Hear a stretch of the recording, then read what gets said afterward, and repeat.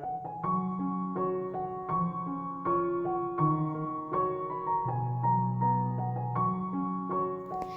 বন্ধুরা, যুথিকা আদ্রিজা ব্লগে তোমাদেরকে অনেক ভালোবাসা।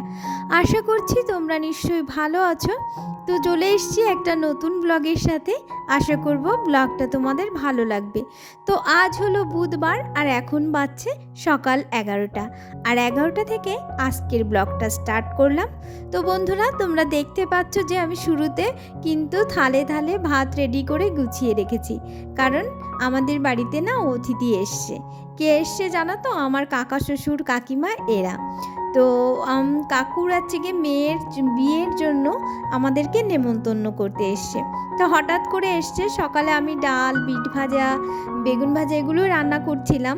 তা কাকু কাকিমা হঠাৎ করে এলো। তো হাজব্যান্ড পাশে এখানে একটা দোকান আছে, সেখান থেকে একটু চিকেন নিয়ে আসলো। তো সেটাও রান্না করে নিলাম ঝটপট। এত ঝটপট রান্না করলাম যে কাকিমা কাকু কিন্তু অবাক হয়ে গেছে যে এত তাড়াতাড়ি করে কিভাবে তুমি এত রান্না করলে। তো এগুলোই তো রান্না করছিলামই, তার মধ্যে মাংসটাই করলাম তাড়াতাড়ি। তো তারপরে কাকিমা বলল সকালবেলা এত কিছু খাবো না। তো আমি বললাম অল্প অল্প খাও। তো অল্প অল্প একটু খেলো। আর কাকু না খুবই বাচ্চাদেরকে ভালোবাসে। তো কাকু যখন খাচ্ছিল তখন আমার মেয়েকে বলছিল আয় আমি তোকে খাইয়ে দিই।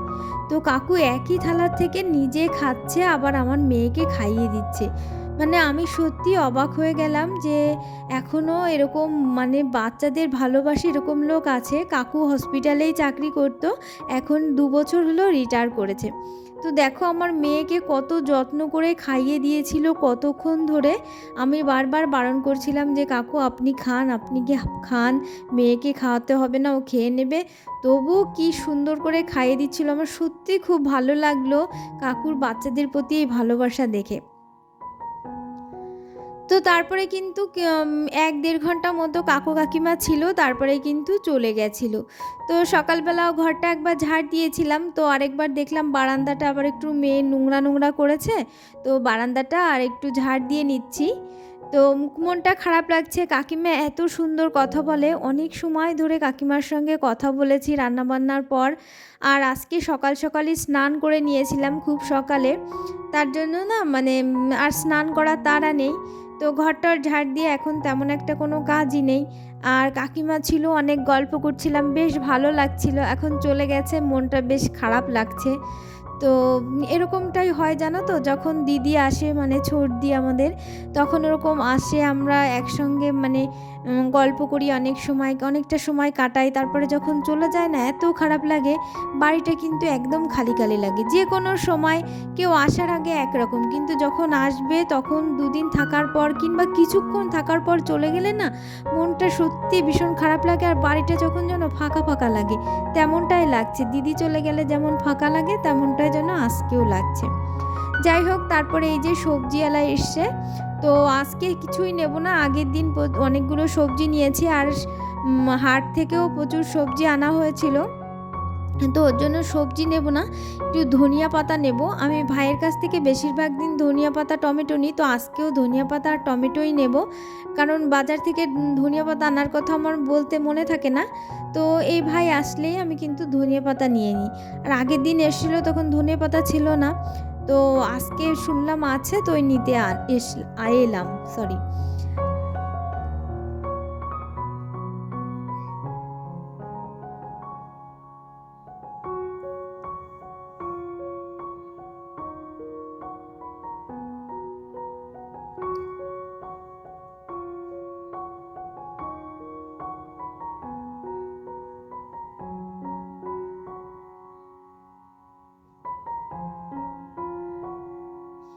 তো এখন বাজে বিকেল 3টে, আর 3টের মধ্যে দেখো আমার জামা কাপড়গুলো শুকিয়ে গেছে, কারণ খুব সকালের দিকে আজকে স্নান করেছি, ওর জন্য কিন্তু জামা কাপড় সব শুকিয়ে গেছে।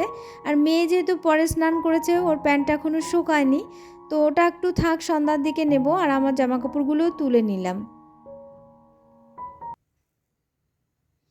তো এদিকে মুদি বাজার থেকে কিছু মুদি জিনিস নিয়ে এসছে, তো সেগুলোই আর কি ঢেলে নেব। তো কিছু গুঁড়ো ছোট ছোট অল্প অল্প গুঁড়ো মশলা নিয়ে আসলাম। আমি গুঁড়ো মশলা বেশি ইউজ করি না, কিন্তু কোনো কোনো সময় কোনো চপ খেতে গেলে গুঁড়ো মশলা কিন্তু লাগে।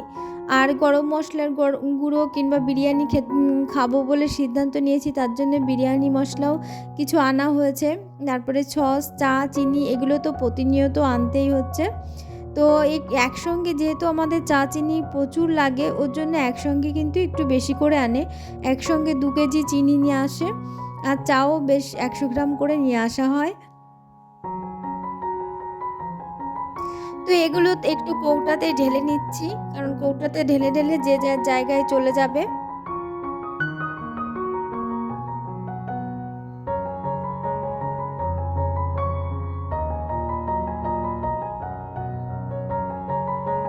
আর 2টো সসের পাতা নিয়ে এসছেন, তো সসের পাতাগুলো সবসময় ফ্রিজে রাখারই চেষ্টা করি, কারণ ফ্রিজে থাকলেই তো ভালো থাকবে। আর তেমন একটা আমাদের সস খাওয়া হয় না, কারণ চাউমিন, এগরোল এগুলো তো তেমন বানানো হয় না। তো এখন শীতের সময় মোমো খেতে হবে, তো ওর জন্যই সসগুলো এনে রাখা হলো। আর এই যে চা চিনি ভরা কৌটাগুলো র্যাকে রেখে দিলাম, এগুলো ওভেনের পাশেই থাকে, কারণ এগুলো প্রতিনিয়ত লাগে। আর দুপুরে যে বাসনগুলো ধুয়ে গামলাতে উপর করে রেখেছিলাম, সেগুলো তো জল ঝরে গেছে। এখন সেগুলো আর কি বাসন রাখা র্যাকে রেখে দিচ্ছি।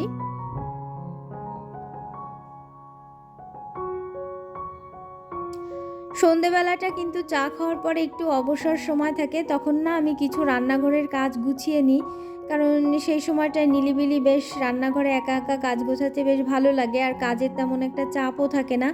কিন্তু আজকে একটু চাপ আছে। সকালে যে চিকেনটা আনা হয়েছিল সেখানে হাড়গুলো আর কি রান্না করা হয়েছিল, আর সলিড যে মাংসটা সেটা কিছুটা রেখে দিয়েছিলাম। তো আর যে মশলাটা করেছিলাম সেখান থেকেও কিছুটা মশলা রেখে দিয়েছিলাম। তো সেই সলিড চিকেনগুলি কুচি কুচি করে কেটে নিয়েছি। এখন একটু চিকেন পকোড়া বানাবো। এখন বলতে বেশ 8টা সাড়ে 8টা বাজছে। তো আজকে কিন্তু চিকেন পকোড়া খেয়েই রাতটা কেটে যাবে। আজকে আর রাতে রুটি করব না। আর মা আর কি দুধ বিস্কুট খেলে এটাই হয়ে যাবে। তো চিকেন পকোড়া করার জন্য যে আদা জিরে রসুন যে মাংসের মশলাটা সেটাও দিয়ে দিয়েছি, আর একটা ডিম দিয়ে দিয়েছি, আর হচ্ছে গিয়ে লবণ, হলুদ, আর হচ্ছে গিয়ে ধনিয়া পাতা, আর কর্নফ্লাওয়ার, আর হচ্ছে একটু চালের গুঁড়ি দিয়েই কিন্তু এটা মেখে নিচ্ছি। আর প্রথমে একটু লেবুর রস দিয়ে দিয়েছিলাম, যাতে আর কি মাংসের যে আষ্টে গন্ধটা সেটা না থাকে। তো ভালো করে দেখো সুন্দর করে মাখিয়ে নিয়েছি। এখন একটু কিছু সময় এটা ঢেকে রাখবো।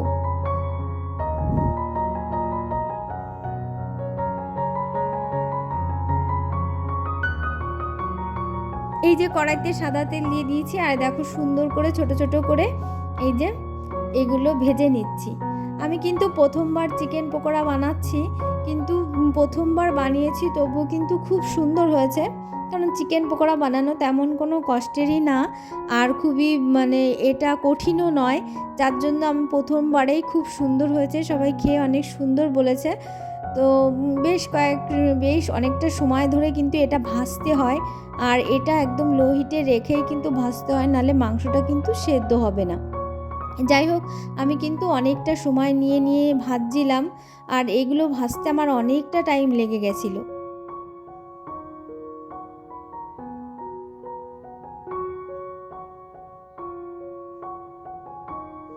এই যে চিকেন পকোড়া কিন্তু ভেজে নিয়েছি, আর ভাজার পর মেয়ে কিন্তু উপস্থিত হয়ে আছে খাওয়ার জন্য, কারণ ও চিকেন পকোড়া খেতে খুবই ভালোবাসে।